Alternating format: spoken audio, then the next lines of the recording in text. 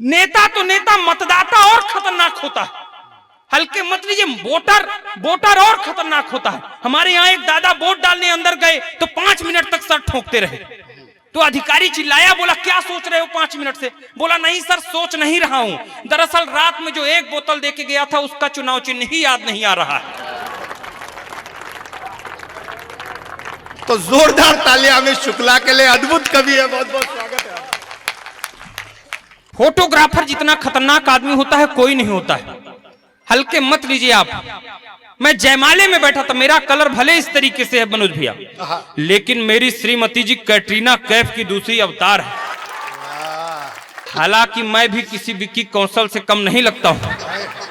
तो जयमाले में मैं बैठा था तो ये फोटोग्राफर आया और ये लवलेश भाई ने कैमरा बुक किया था। तो फोटोग्राफर आया और जयमाले में बोला भैया पैसा ज्यादा लगेगा। तो ये लवलेश भैया बोले कि पैसा क्यों ज्यादा लगेगा और इतनी देर तुम क्यों बता रहे हो? तो फोटोग्राफर कितना खतरनाक है, बोला भैया कैमरे में टेक्निकल प्रॉब्लम आ रही है। बोला क्या प्रॉब्लम आ रही है?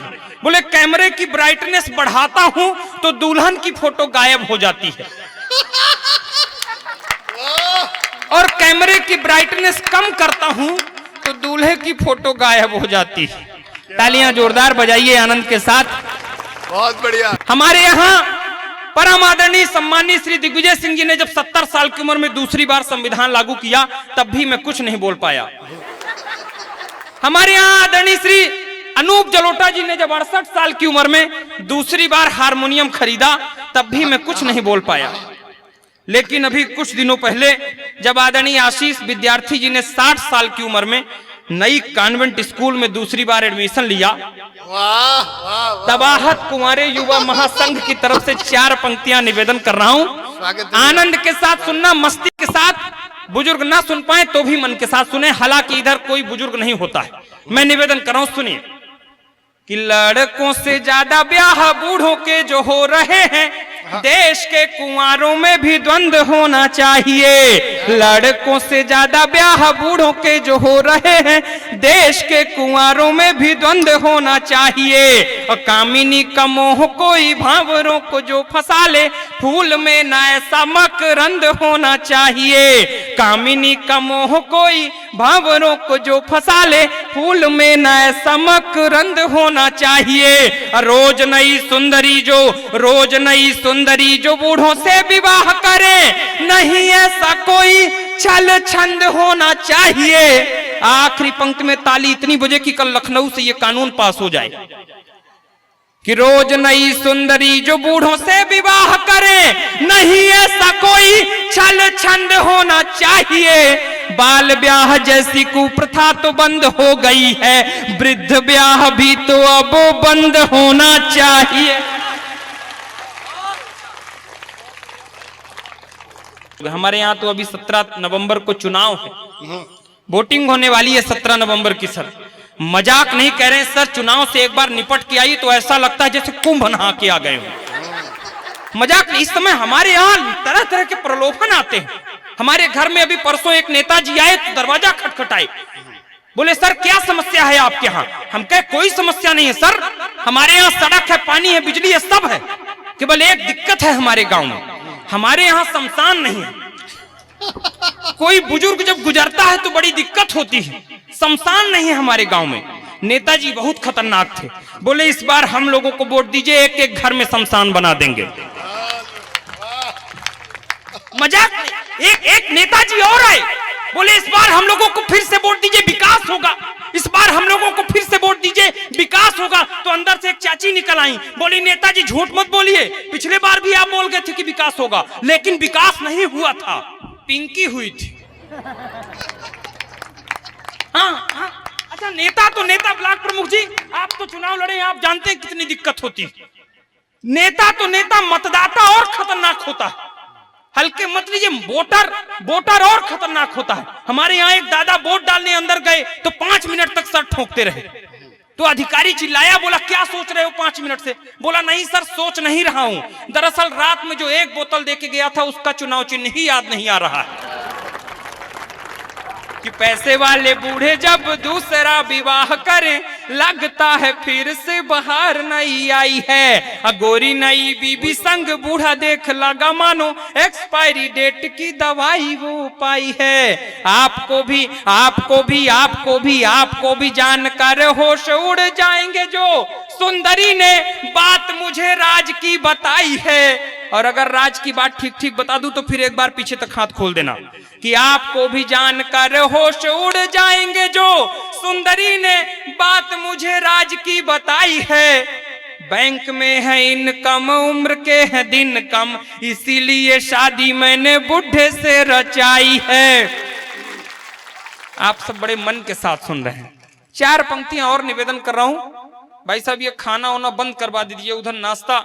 जैसा मैंने बताया कि मैं ब्राह्मण हूं, जाति से मैं सब कुछ देख सकता हूं, लेकिन किसी को खाता पीता कदापि नहीं देख सकता हूं।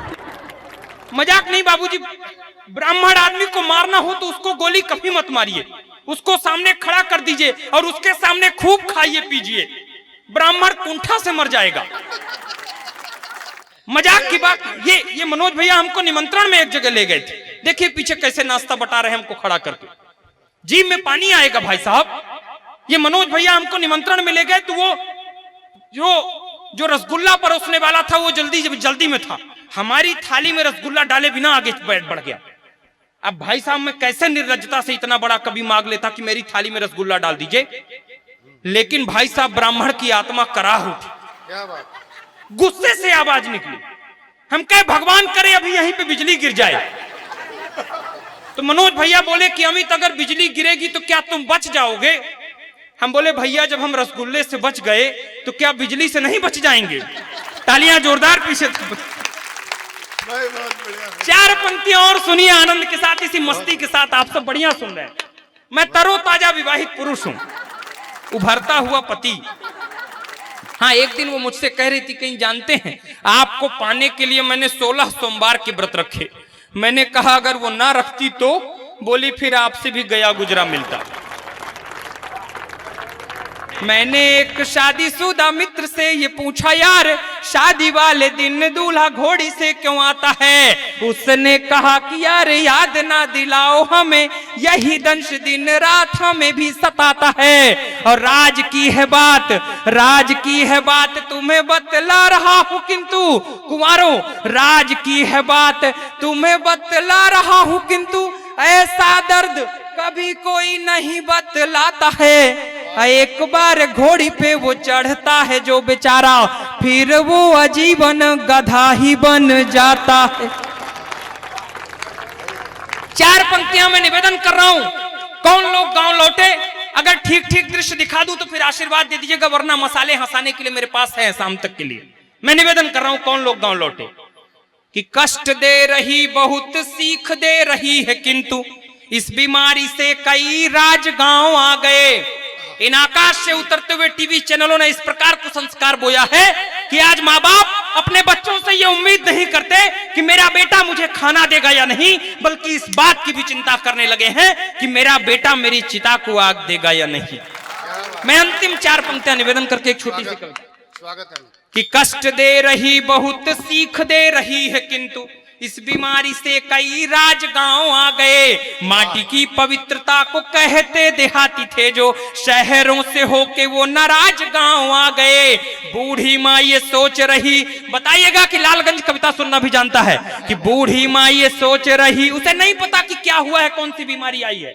बूढ़ी माँ ये सोच रही बेटे उससे मिलने को छोड़कर सारा काम काज गांव आ गए। अंतिम तक अगर सिहरे तो आखिरी पंक्ति पर विदा करिएगा। आप सब निवेदन कर रहा हूं कि बूढ़ी माँ ये सोच रही बेटे उससे मिलने को छोड़कर सारा काम काज गांव आ गए। बाप की चिता को आग भी जो देने नहीं आए, मरने के डर से वो आज गांव आ गए। आभार।